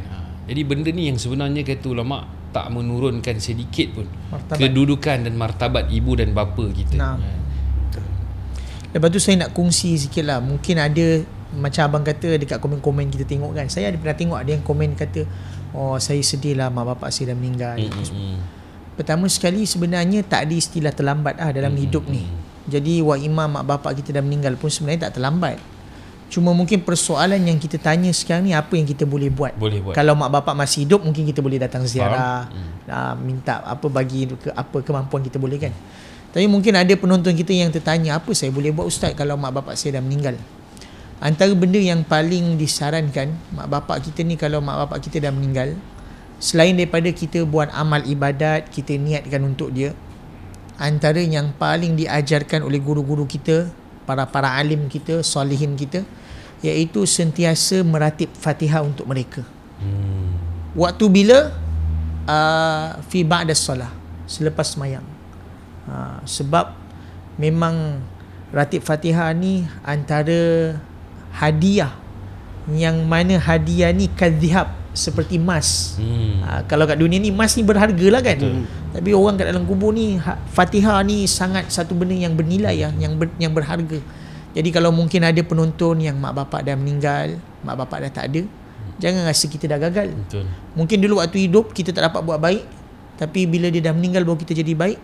Antara kaifiat cara yang paling bagus kita boleh usahakan, selain daripada kita buat amal, niatkan untuk dia, kita juga disarankan untuk ratib Fatihah, hadiahkan Al-Fatihah untuk mereka pada setiap kali lepas sembahyang. Ini benda yang yufrihuhum, menggembirakan mereka walaupun mereka dah ada dalam kubur. Masya-Allah. Okey abang, cerita tentang kecil abang Daniel ni. Daniel. Sekarang ni kan, bila yalah alhamdulillah Allah Taala dah bagi nikmat macam-macam. Saya selalu dengar orang kata, bila kita ni dah ada sesuatu, maka kita ni macam gula lah, banyak semut akan datang. Adakah benda tu terjadi, ataupun abang rasa tak, benda tu sama je, maknanya kalau dulu kawan saya banyak ni, sekarang pun banyak ni. Ataupun adakah sekarang ni bila dah senang, makin ramai orang nak kawan. Dulu tak ada pula. Daripada dulu sampai sekarang ni tak ada apa beza pun. Sama je. Sebab masa saya ke gelandangan dulu sekejap, Allah memang nampakkan saya siapa tu kawan, siapa tu ni. Tapi nak salahkan dia orang pun tak boleh juga, sebab masing-masing ada perjalanan masing-masing. Dan waktu tu umur saya 23, 24, mungkin circle saya pun dia orang ada benda dia orang nak perjuangkan. Dan saya memang block dia orang dulu. Proofkan saya, buktikan dekat diri saya yang saya nak buat sesuatu. Dan sampai setakat ini alhamdulillah kawan-kawan saya masih sama juga, dan kadang-kadang diorang pula cakap saya sombong. Tak perasan, tak kenal. Tapi saya rasa daripada dulu sampai sekarang kawan-kawan masih sama je. Sekarang ni bang kan, bila hidup dengan dunia realiti ni, media sosial lah apa semua kan, ada sebahagian generasi alpha ke alpha? Alpha. PHA alpha. Okey, marhaba. Jadi ada generasi alpha ni dia punya faham, tak payah belajar, pandai lah. Habis sekolah tu kerja. Sebagai orang yang meniaga lah. Yelah, walaupun abang cerita tadi, abang kata abang ada belajar tapi tak habis kan. Tapi based on daripada realiti kehidupan abang hari ni, abang rasa betul ke bila budak-budak ni kata tak perlu belajar, habis SPM tu kerja, sampai mati lah. Ke lebih baik kalau kau belajar, ataupun kalau nak belajar, kau belajar tentang cara nak hidup macam mana, survival punya ilmu ke. Sebagai seorang peniaga yang masya-Allah, pada pandangan saya abang berjaya masya-Allah. Jadi apa nasihatnya abang rasa yang baik untuk generasi alpha ni? Alpha ataupun alpha. Pandangan saya, education ni memang important lah. Education memang important. Cumanya zaman sekarang ni diorang letakkan education tu banyak medium. So kalau bahasa rendah dia lah, kalau rasa boleh belajar, go for it. Untuk boleh belajar, pergi, tapi ambil course yang betul-betul. Tapi kalau rasa tak boleh belajar, pergi ke dunia pekerjaan. Sebab untuk bina karakter kita dalam kehidupan ni, yang saya nampak ada dua tempat ni yang sangat penting. Zaman sekolah, zaman kita belajar, dia bina karakter kita, akhlak kita, adab kita, social skill kita. Bila zaman belajar pula, saya nampak diorang lebih diorang punya social skill masa-masa kerja lebih bagus. Dan untuk bina karakter yang tepat kedua adalah waktu pekerjaan. Pekerjaan pun bina karakter dia. Dan nak belajar ni, masa belajar, masa bekerja pun belajar juga. Dan kalau keseluruhan dia, saya rasa memang pembelajaran ni sangat important. Kalau ada peluang belajar, teruskan belajar. Teruskan belajar. Dan jangan sia-sia kan. Kalau rasa tak boleh belajar, itu bukan ending game. Betul. You tak ada SPM, you tak ada PMR, you budak SKM. Nak ada yang budak madrasah, tak habis. Jadi bukan ending dia. Bukan itu penamat dia. Bukan itu penamat dia. Sebab saya rasa berjaya ni tak semestinya kau kena ada sertifikat. Betul. Dan kau nak berjaya, sertifikat tu pun kadang-kadang penting. Saya nak cakap balance pun, dia balance lah bang. Dia ada pro and con dia. Keadaan, berdasarkan keadaan. Yang penting individu tu. Betul. Dan untuk individu tu pula, yang saya nampak behind dia, belakang dia, kekeluargaan, circle dia, support system dia macam mana. Sebab saya ada juga yang keluarga yang tak belajar, tak habis belajar, tapi dengan support system keluarga, circle dia yang bagus, alhamdulillah. Ada yang belajar tapi support system keluarga tak ada, circle pun tak betul, pun tak jadi juga. Betul. Tapi kalau based on apa abang cerita ni, saya nampak tak kisahlah lepas belajar ke, waktu dia kerja ke, yang paling penting akhlak kena bagus. Akhlak. Betul kan? Akhlak. Sebab kadang ada orang dia berjaya. Betul. Tapi akhlak buruk pula. Kan? Betul. Main sombong lagi apa. Betul. Tapi ada orang dia tak berjaya tapi akhlak dia masya-Allah solid. Jadi yang paling penting akhlak kan dalam hidup. Akhlak lah. Mana-mana pun pergi, akhlak lah. Kalau bahasa Melayu dia apa akhlak dia? Tak tahu nak cakap. Peribadi lah, sikap, perangai. Perangai kita. Akhlak. Cara kita tak tahu macam mana cakap. Betul. Sampaikan pentingnya akhlak ni, Nabi pun pernah cakap dalam hadis. Nabi bagi tahu khaliqun nas bi khuluqin hasanin. Yang paling baik antara kita bukan yang paling banyak harta, paling handsome, tapi yang paling baik ni adalah yang paling bagus akhlak dia. Betul. Itu dia cerminan lah. Tapi itu yang dia cakap tadi, kadang-kadang budak-budak muda ni dunia faham, tak sama belajar pun yang sebenarnya boleh kaya. Betul. Kan? Pasal yang pertama sekali dia punya main point kaya. Kan? Tapi dia cerita pasal kaya. Dia cerita pasal kaya. Dia kita kita bukan kaya, maksudnya dekat dengan kita sambung belajar further study dekat universiti ke dekat madrasah ke, dekat situlah akan terbinanya jati diri kita. Betul. Betul. Dekat situ yang mahal tu. Social skill kita, macam mana kita nak bercakap dengan orang Betul. tua, macam mana kita dengan kawan-kawan, macam mana kita nak cakap dengan junior kita. Betul. Kita kan? nak tarik orang apa semua kan. Tapi kalau cerita yang kaya tu memang kalau budak-budak ni kaya. tak kerja pun sekarang dah boleh kaya kan. Dia bukan kaya. Kaya bukan maksud hidup. Betul. Kan? Kaya tu bonus lah. betul, kaya tu bonus. Kaya tu bonus lah. Dan yang kita lagi risau kalau kaya ni jadi musibah, betul tak? Betul. Sebab kaya ni dia ada dua keadaan. Ada orang kaya ni dapat faedah, ada orang kaya jadi musibah. Tapi itulah bila cakapnya kaya Kalau nampak budak-budak sekarang ni main dia ke sana, goal dia ke arah tu. tu target dia. mungkin lah. Tapi saya rasa kalau segi semua manusia fasa umur pun memang kaya tu memang salah satu bonus lah. Betul. Cuma budak-budak baru, budak-budak muda sekarang ni saya tengok, sebab saya pun bekerja dengan diorang juga. Betul. Diorang masya-Allah idealis. Betul. Diorang ada idea yang bagus. Cuma diorang tak enjoy the process. Diorang Dia tak, nak cepat. yes, diorang nak cepat. Diorang tak enjoy the process. Diorang tak faham proses tu apa. Dia kalau boleh hari ni buat esok jadi. Yes. Betul. Dia tak nak 2-3 tahun ada momen-momen yang yang dia tak suka. Dia nak jadi indah aja kan. Yes, dia nak jadi indah sebab sekarang social media, semua social Betul. media. So because of dia nak cepat tu Ustaz bang, yang saya perasan lah, minta maaf kalau saya salah, ni pandangan saya. Because of dia orang nakkan result yang cepat tu, mulalah dia orang ada anxiety, panic attack. Faham? Trauma Make sense. Dia orang punya Boleh diterima. average umur ni 25 tahun ke bawah ni dah ada anxiety, dah ada panic attack, dah ada depression. Yalah, memang benda tu wujud lah, wallahu alam. Naam. Tapi because of saya rasa behavior dia orang ni, dia orang nak cepat, result dia orang nak cepat. Dan dia orang dah start compare Betul. dengan orang yang dia orang tak kenal. Si Fulan tu aku tengok dia boleh berjaya ke mana? Aku kenal dia. Kau kenal kat mana? Dekat media sosial tengok video 1 minit. Jadi Faham, disebabkan tu dia orang jadi Tambah pula bang, masalah zaman sekarang kalau kita tengok, orang tengok satu benda penilaian daripada media sosial. Dia tengok, dia ni dah kaya dia ni dah berjaya padahal dia tak tahu orang tu meniaga 5-6 tahun terduduk, betul. dah sampai 100 kali bankrupt pun ada, baru Betul. jadi. Betul tak? Betul. Maknanya itulah dia tak enjoy the process. Proses tu. Dia nak cepat Semua benda kalau orang tu cakap mana ada naik tangga tu setingkat 10. Dia start daripada bawah dulu, Betul. sikit.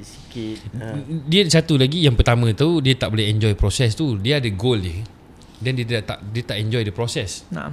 Dan yang lebih teruk lagi, dia ada goal dia dan dia ada fikir yang goal ni dia mesti capai. Jadi bila dia tak sampai kat situ, habis lah. dia akan hilanglah rasa syukur dia. Putus Dia harap. Putus harap dengan Allah. Dia akan rasa Allah Ta'ala tak adil dengan dia. Orang lain buat boleh jadi, kenapa saya buat tak boleh jadi? Jadi pemikiran macam ni salah. Betul lah kan. Itu yang sampai satu tahap kadang sampai na'udzubillah min zalik, kalau kita tengok ini hari-hari sampai ada yang membunuh lah apalah. Ni tak mustahil, mungkin sebab macam ni dia letak satu goal mesti kena dapat. Tak dapat putus asa, bunuh diri dan sebagainya kan. Yang bunuh diri ni berbalik macam saya cakap tu. Pandangan saya dua benda ni lah, relationship, financial. Tapi Dua masalah ni Dua masalah je. Relationship, financial. Kalau kita tengok Kebiasaan. orang biasa, orang bunuh diri, financial, ada hutang, hubungan cerai-berai sampai boleh bunuh diri kan. Tapi relationship tu hubungan kita. Kalau diorang ni muda-muda, diorang betulkan hubungan diorang sebaiknya dengan Allah, dengan adik-beradik dan sebagainya, InsyaAllah goal tu boleh dapat, lambat dengan cepat. Kalau tak dapat pun dia akan redha, dia akan Ya, santai. bila dan tak mustahil bila dia redha tu Allah bagi. Betul. Betul bang Okey bang, apa cakap sini? Untuk diorang ni, diorang kena santai sikit. Betul, dia kena Agresif, santai. diorang punya pace. Kalau saya bekerja dengan diorang ni, saya happy. Pace diorang laju. Tapi kadang-kadang bahasa dia yang tak ada akal pun ada. Baral. Untuk tu cakap baral. Santai lah. Dia kena relax. Dia Sebab kena semua chill. ada proses. Betul. Enjoy je proses tu. Tu yang Daniel cakap tadi, berbalik. Dia kata yang sebenarnya semualah kita bukan nak simpulkan, tapi yang sebenarnya benda yang paling paling utama dia adalah membaiki hubungan dengan Allah. Naam. Jadi saya suka dia cakap tadi, dulu, sekarang tak tahu lah. Dulu dia kata nak buat apa bisnes 2 rakaat. Nak buat apa bisnes 2 rakaat. Kan? Sekarang wallahu alam lah. Kita tak mau tanya sekarang. Kita tanya yang dulu. Mungkin sekarang 4 ke? Dah tambah lagi 2. 2 rakaat ni kan. Dia sabit dengan hadis Nabi sallallahu alaihi wasallam. Dan ada ketika satu orang sahabat dalam Fadail Amal tanya dengan Nabi. Kata, wahai Rasulullah, aku teringinlah hati aku ni untuk berniaga. Nak berniaga dekat Bahrain. Jadi Nabi tak tanya kau nak pergi naik apa. Kau nak berniaga apa, SSM dah buat belum, dah buka current account ke. Nabi tak tanya benda tu. Nabi kata sekarang juga kau sembahyang 2 rakaat kerana di dalam solat tadi ada janji daripada Allah. Kan? Banyak hadis-hadis yang Nabi SAW sebut tentang 2 rakaat yang orang rasa kalau dulu kita sebut 2 rakaat, orang akan tanya 2 rakaat niat dia apa? Tak, sembahyang je 2 rakaat kan. Ada satu dalam mutakat hadis, tak silap saya, Nabi SAW beritahu perkara yang paling baik untuk kamu tinggalkan pada keluarga kamu sebelum kamu keluar bersafar adalah 2 rakaat sembahyang yang didirikan bersama mereka. Nak bagi tahu pentingnya 2 rakaat kesan ni. dia. Kan dia yang sebenarnya solat ni adalah perantaraan ataupun alat hubungan. Betul. Satu orang hamba dengan pencipta dia. Dan benda ni yang Allahu Akbar. Yang benda orang ni, tak ambil berat sebenarnya. Bunyi 2 rakaat.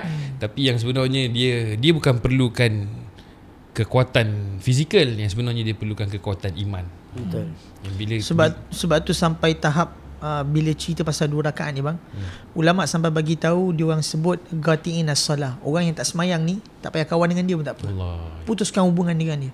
Sebab apa? Man la yusalli al-khair minhu yuwalli. Orang yang tak semayang ni, once dia tak semayang, hidup dia tak ada apa-apa dah. Kalau dia kaya, dia tak ada apa-apa. Kalau dia miskin, dia tak ada apa-apa. Jadi kalau tak semayang, memang tak ada apa-apa. Putuskan hubungan boleh ke? Tak boleh. Tak boleh. Satu benda yang betul. Berat. Tapi sebab dia tak semayang, ulama kata ghatiin as-salah, putuskan hubungan dengan orang yang tak semayang. Kalau tak silap saya, Sayyidina Umar pun pernah beritahu kan, orang yang tak sembahyang ni dia tidak ada apa-apa bahagian dalam agama. Betul. Kan? Kalau dalam riwayat Al-Imam Mutabrani sampai Nabi ada sebut orang yang tak semayang ni fabada asyirkun ilallah, dia sedang start journey kehidupan untuk mensyirikkan Allah. Tapi saya setuju lah Ustaz dengan Bang Farin. Masa awal-awal dulu nak jadi baik tu memanglah agak susah sebenarnya. Tapi dia bermula dengan solat. Solat je. Jadi paksa diri nak solat. Bila start belajar betulkan solat, lepas tu start belajar jaga solat, memang nampak keajaiban tu. Beza. Kesan dia Bila sampai satu tahap dia rasa gelisah bila kita tak solat. Dan kalau macam saya sekarang ni share sedikit lah. Saya bab agama ni tak ada nak pandai sangat kalau nak borak. Cumanya apa pengalaman saya bila keajaiban solat ni, bila ada masalah banyakkan solat dekat masjid. Memang kita diwajibkan solat dekat masjid, kita lelaki kan. Tuntutan dia begitu kan. Tapi macam saya ni lemah lah. Kadang-kadang solat kat kedai, kadang lambat solat. Tapi bila kita ni ada masalah macam-macam, hutang ke, sakit ke apa, solat je. Pergi ke solat. Pergi ke masjid, solat. Dan yang bagi masalah apa Allah yang selesai pun ini. Dan yang kedua, sedekah. Bagi memang dia akan selesai masalah. Allah. Banyak mana kau bagi, benda tu yang Allah akan selesai masalah. Ini yang saya pengalaman lah. So kalau ada masalah ke apa ke, nak settlekan dia, ini cara dia. Tapi secara zahir dia kena buat jugalah. Usaha pun kena usaha juga kan. Jangan tak usaha juga. Ni tips dia dalam niaga lah. Antara contoh lah. Ini indahnya Islam ni. Betul. So kita tahu benda ni, kau settle benda tu dulu, lepas Allah akan settlekan. Allah settlekan. Kita minta Allah mudahkan je. Sepanjang saya berniaga ni sampai ke hari ni 34 tahun, memang mak ayah saya memang suruh, memang saya doa adalah Allah permudahkan urusan saya je. Saya tak nak minta kaya, saya tak minta apa-apa saya minta permudahkan urusan saya je. Sementara saya hidup, anak-anak saya, keluarga saya, sehingga saya nak mati pun saya minta permudahkan segala urusan. Amin. Mungkin abang ada apa-apa nasihat ataupun kata-kata dorongan, semangat daripada sejarah kehidupan abang yang mungkin abang boleh buat conclusion untuk kongsikan kepada penonton-penonton kita, terutamanya yelah, setiap manusia ni dia ada kepakaran dia, terutamanya abang dalam F&B kan. Sebab saya percaya F&B ni daripada dulu lagi saya dengar orang kata F&B ni adalah meniaga yang, minta maaf kalau bahasa kasar dia, meniaga yang paling bodoh sekali. Tapi kalau jadi dia memang meletup. Kalau jadi memang jadi betul. Jadi ada tak apa-apa kata-kata semangat ke ataupun apa-apa untuk pengajaran peniaga-peniaga kat luar sana khususnya yang tengah struggle, yang tengah kerut dahi, yang tak tidur malam kan? Sebab sekarang orang punya meniaga sampai orang kata untung tu nombor 2 lah. Pertama dapat bayar komitmen, survive pun dah cukup dah. Ada tak apa-apa kata-kata semangat? Tafadhal. Khulasah dia, saya rasa Allahumma salli ala Muhammad, untuk kita berniaga ni hati kena cekal lah. Hati kena cekal, betulkan semua hubungan. Lepas tu mindset kita lah sebagai seorang business owner, kita kena kuat lah. Kuat untuk harung hari esok ni. Saya tak ada nasihat yang gempak-gempak untuk peniaga-peniaga ni. Tapi apa yang saya boleh bagi tahu adalah buat je, whatever you want to do, buat saja. Just jalan saja. Minta dekat Allah, Allah mudahkan segala urusan. Jangan expect higher expectation. Enjoy the process. Itu paling penting Enjoy the process. Dan apa-apa kita buat pun kita ada ending game kita. Ending game kita tu apa? So structure betul-betul. Itu sajalah kot untuk peniaga-peniaga. Ni biasanya memang soalan ni kita tak lepas daripada semua guest kita kan. Kita setiap daripada kita banyak terima nasihat kan. Macam tadi kau sendiri pun cakap, saya nasihat daripada mak bapak saya memang simpan, saya pegang. Jadi dalam banyak-banyak nasihat yang kau terima, tak kira daripada siapa, daripada mak, daripada bapak, daripada keluarga, adik-beradik, kawan-kawan, daripada staff, daripada siapa-siapa sekalipun, satu nasihat yang kau pernah terima dan kau rasa nasihat ni aku kena kongsi dengan semua orang. Satu benda yang ini nasihat ni padu lah, mujarab. Mujarab, tak boleh orang lain pun kena tahu, tak boleh tak kongsi, mesti kena kongsi. Boleh tak kongsikan satu? Saya banyak sebenarnya nasihat yang saya ambil. Semua orang saya memang suka dengan nasihat. Tapi fasa saya ni yang saya balik rumah, saya duduk fikir, pergi kerja, berniaga, saya pegang satu ayat ni, dia bahasa Inggeris lah. Saya dapat nasihat ni daripada sahabat saya. Dia kata, Daniel, you might be a good father, but you have to be you we might not be a good husband, but we have to be a good father. So dia cakap mungkin kita bukan seorang suami yang baik, tapi kita kena jadi bapa yang baik. Benda tu simple words, tapi untuk jadi seorang ayah yang baik ni banyak pengorbanan kita yang kita nak kena buat. Betul. Secara nampaknya kita nak kena bagi keperluan, kepandaian, sekolah dan sebagainya. Tapi saya nampak lebih pada amanah untuk bagi diorang ni agama dan sebagainya. So hari ni apa yang saya buat boleh dikatakan mostly untuk anak-anak saya lah. Sebab saya kena buat masa sekarang ni, fasa saya nak kena jadi the best father untuk anak-anak saya yang umur 8 ke 10 tahun.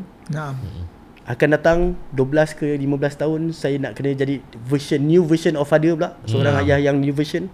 Nak kena faham dia orang punya behavior. Macam masa tu. Dan saya nak kena faham pula bila dia orang dah 20 ke 25 tahun kalau saya masih hidup. Saya masih nak kena jadi the best father for them. Faham. Dan sampai dia orang dah kahwin nanti, dia orang dah ada anak, saya nak kena jadi the best father juga untuk dia orang, bagi dia orang advice parenting lah. So yang saya bawa sampai sekarang adalah I have to be a good father.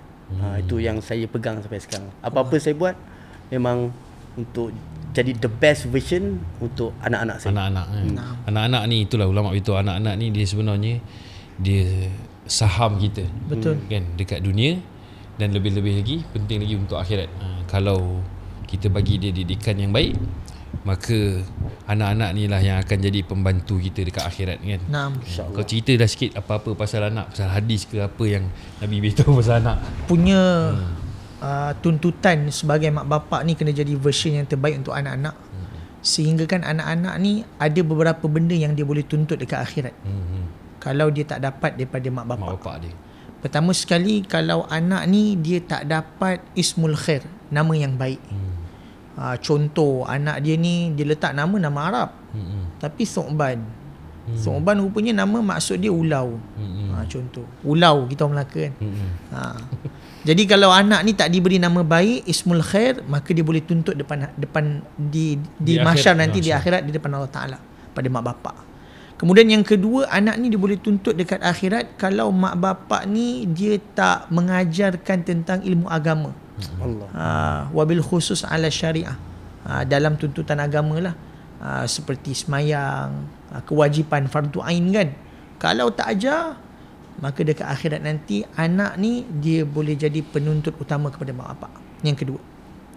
Dan yang ketiga, anak ni dia boleh tuntut mak bapak dekat akhirat kalau mak bapak ni la yunabbihu fil khata', tak menegur dia kepada kesalahan. Contoh, anak dia perempuan keluar malam, kenapa tak tegur? Biarlah, dia dah besar lah, ini salah ni. Start daripada biar ni lah nanti anak ni akan jadi rosak nanti. Jadi kalau dia tak tegur, la yunabbihu minal khata', tak nasihatkan ketika dia buat salah, maka dia akan jadi anak yang tuntut kita tatkala di dunia dia yang paling kita cinta. Na'udzubillah min zalik. Menangis kita kalau fikir balik dekat dunia kita tatang dengan penuh dengan apa, kita sayang dia, belai dia, malam kita usap anak kita. Macam saya lah, saya anak kecil lagi kan, 2 tahun setengah, tengok kan yang kehidupan sekarang yang sangat risau ni. Jadi kalau kita sebagai bapa ni tak suburkan dia dengan agama Allah Ta'ala, saya memang kalau bab anak ni saya sensitif sikit lah. Mak saya dan bapa saya sampai sekarang support system dia orang masih berjalan.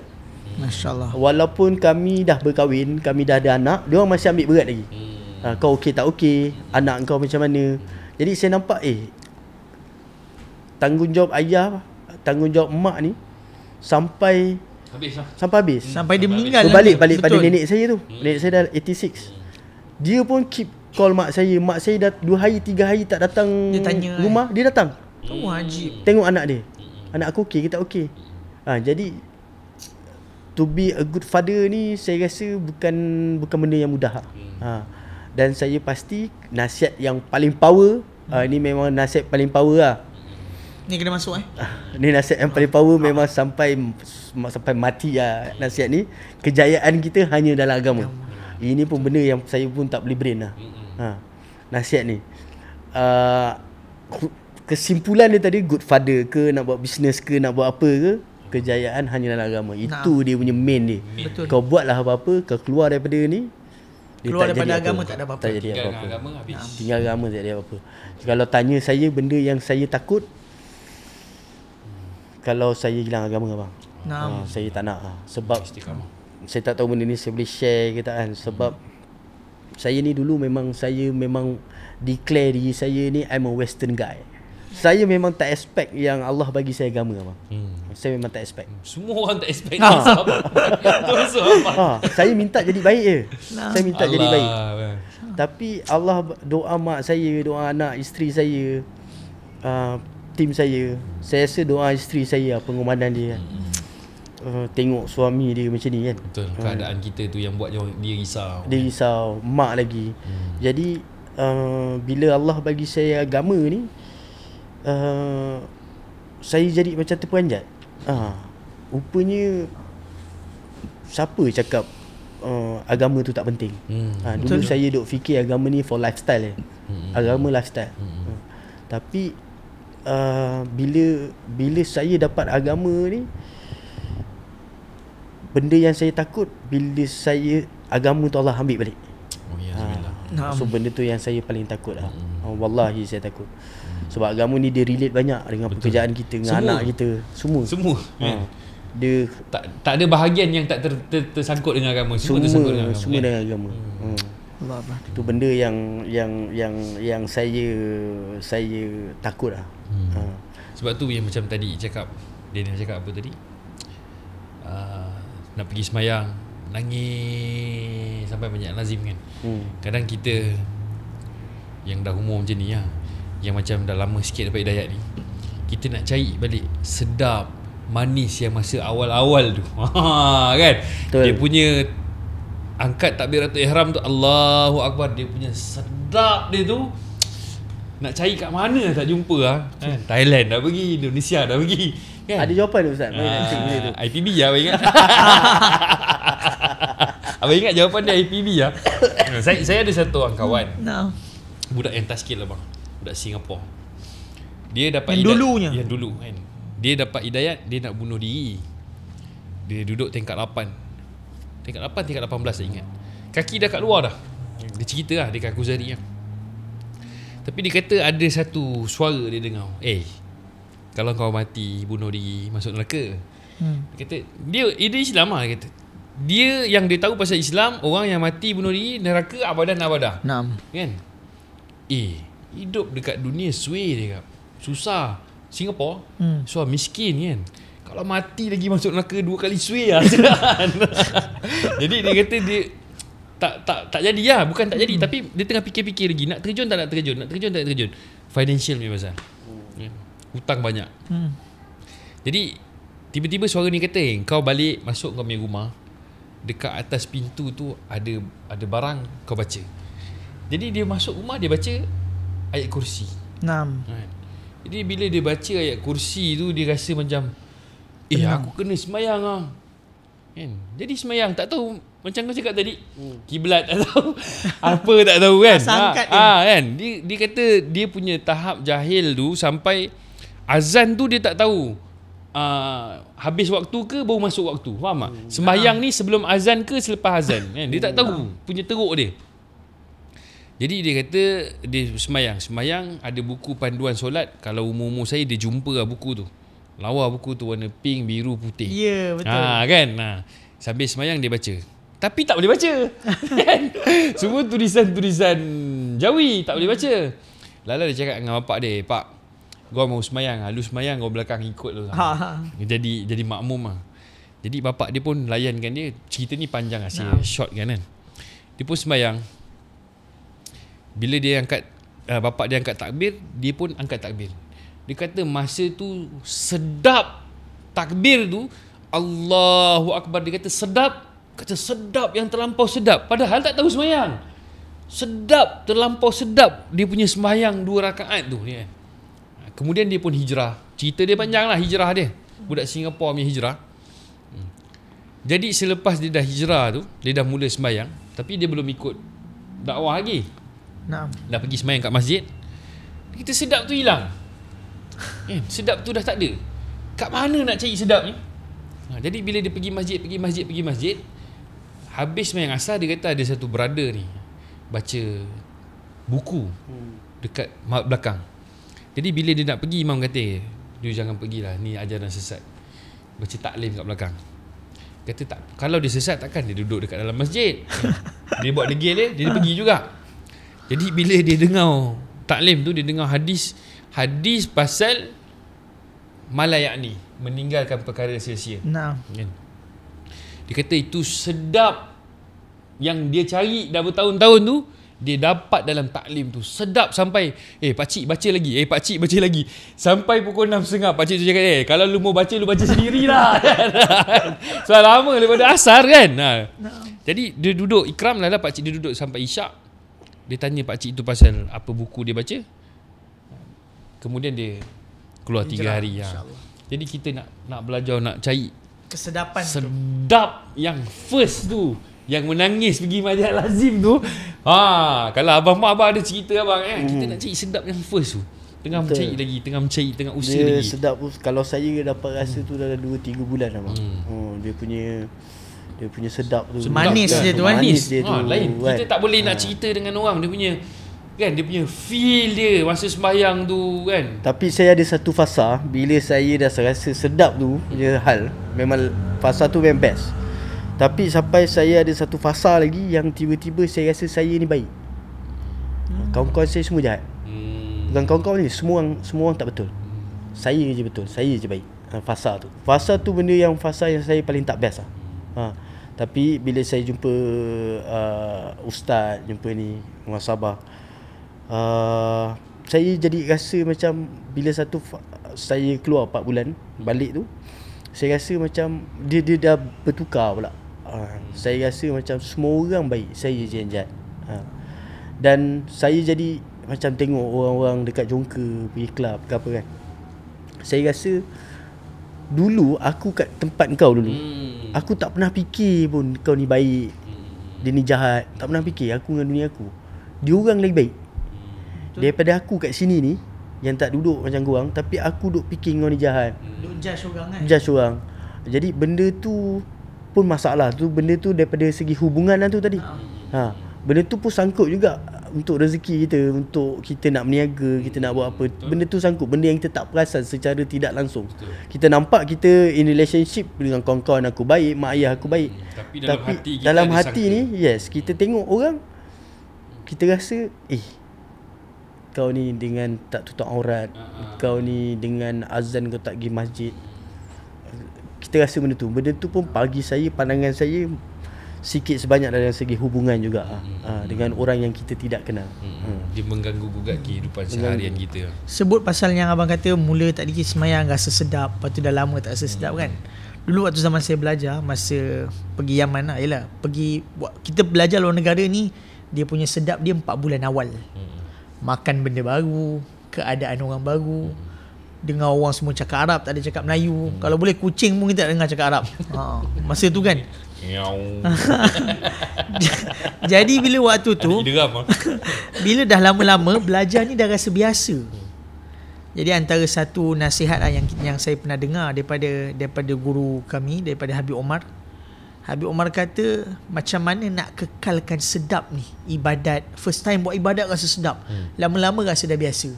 Macam mana belajar, mula-mula sedap, lama-lama dah rasa biasa. Nak kekalkan sedap ni, kata beliau, kena ada tajdid kepada masyhad.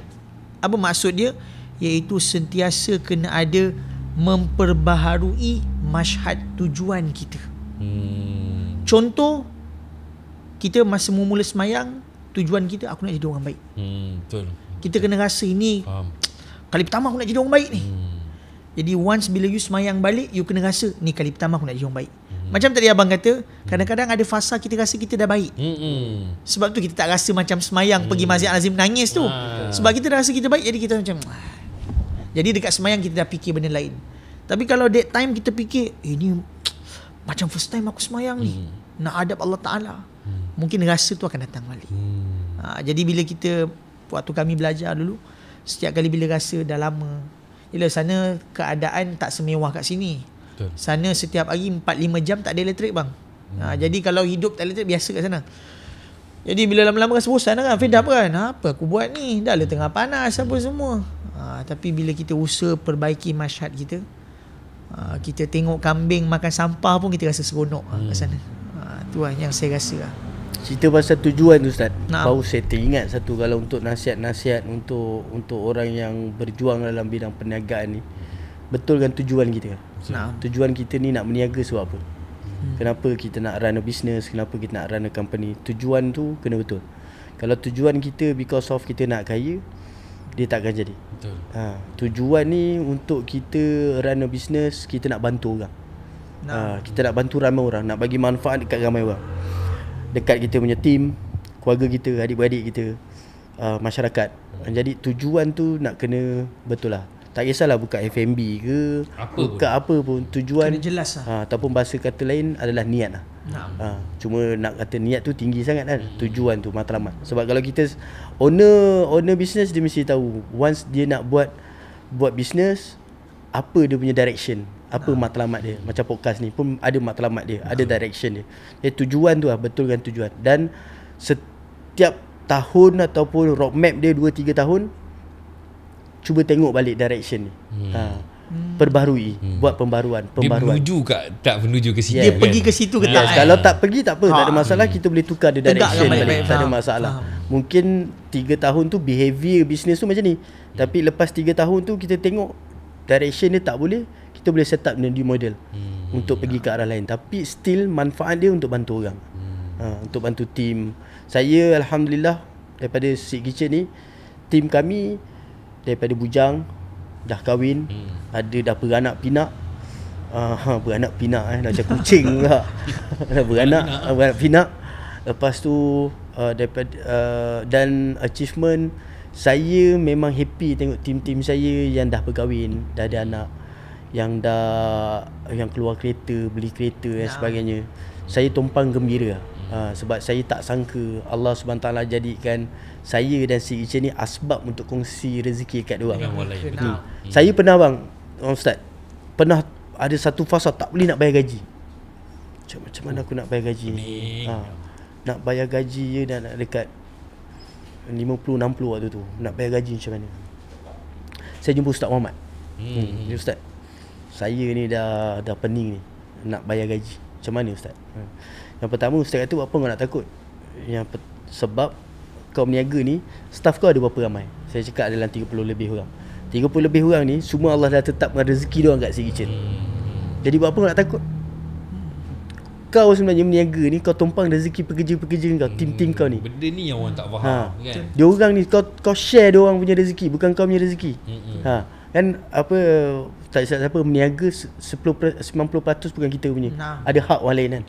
Jadi tim-tim ni punya rezeki ni. Jadi berapa kau nak takut? Memang betul Ustaz. Nak dekat 7 hari bulan tu, khalas. Settle. Allah settle kan. Tapi adalah benda-benda yang kita tak sangka kita buat dah. Ada job masuk, ni masuk, ada orang bayar hutang dan sebagainya. Jadi setiap kali hujung bulan memang kita business owner memang berdebar. Paranoid lah macam kan. Takut tengok bank account macam mana aku nak bayar gaji. Tapi rezeki tu kita sebenarnya tumpang rezeki pekerja-pekerja kita, rezeki anak kita, anak isteri. Nak yang dah berkahwin ni kan. Kita tengok daripada Seed Kitchen ni boleh bagi anak isteri kau makan. Kan. Kita jadi takut bang. Betul. Boleh ke ni? Tapi memang Allah dah letak rezeki. Jadi nak takut apa? Benar, sorry. Benda ni yang kena ada dalam mindset orang berniaga. Orang berniaga, business owner ni biasa dia fikir dia owner kan. Staff lah yang tumpang dia punya rezeki kan. Kan yang sebenarnya kita business owner yang tumpang tui kita punya staff ni kan. Kalau staff tu tak perform habis kedai dia kan? Betul. Memang saya tak tahulah, saya memang letakkan tim nombor 1 lah. Keutamaan first priority kita lah. Daripada mak ayah, anak isteri, tim lah. Saya tak ada kawan-kawan lain yang rapat, saya tak ada keluarga lain, saya ada tim dan kawan-kawan dekat Seed Kitchen. Selain tu dia orang ni sahabat dan tim lah. Dia orang berjuang daripada Seed Kitchen zero sampai sekarang. Jadi memang soheh lah rezeki Seed Kitchen ni masih bertahan because of diorang. Doa-doa mak ayah diorang. Betul. Risau okey tak okey kerja kat Seed Kitchen ni kan. Aku dah suruh kau berhenti pun kau nak kerja lagi.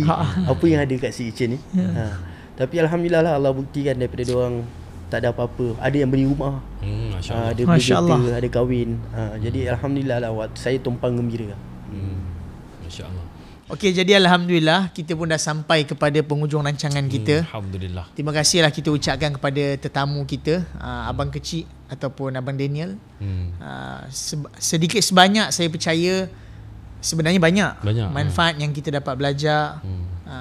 benda-benda baru yang mungkin penonton dan saya sendiri pun kita dapat ambil manfaat untuk kita jadikan sebagai inspirasi dalam hidup kita lah. Jadi ya, sampai kita pun tak terfikir orang yang macam ni punya handsome boleh tidur tepi sungai. Betul. Jadi gelandangan kan, macam tak kena kan. Jadi pun apa-apa pun insya-Allah kita tak lupa juga terima kasih kita untuk subscribers kita. Jadi kita punya follower kita. Yang follow kita, yang like, yang share, yang komen. Apa lagi? Dan teruskan komen lagi. Dan teruskan komen lagi. Kalau ada yang kita tak reply tu, minta maaf lah, kadang-kadang terlepas pandang, banyak sangat komen yang kita tak sempat nak reply, tapi kita akan cuba reply satu-satu. Jadi teruskan sokong kami, insya-Allah kita akan berjumpa lagi dalam episod yang akan datang. Jadi tak edit. Jadi kita sekali lagi terima kasih kepada tetamu kita. Betul. Mudah-mudahan apa yang kita dengar malam ni Amin, insya-Allah. sama-sama dapat memberi manfaat pada kita semua.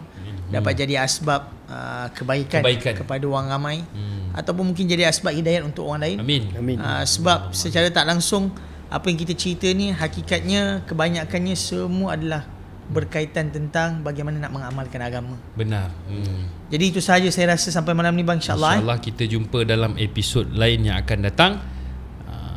Kita akhiri dengan kita punya, kita rap bahasa moden dia, kita rap episod kali ini dengan tasbih kifarah dan surah wal as. Subhanallah bihamdi, subhanakallahumma wa bihamdika, asyhadu an la ilaha illa anta, astaghfiruka wa atubu ilaik. Bismillahirrahmanirrahim. Wal 'asri innal insana lafi khusr. Okey, terima kasih kepada semua. InsyaAllah kita jumpa lagi dalam podcast Borak Bro. Kita borak pakai otak. Masalamah. Ilal liqa.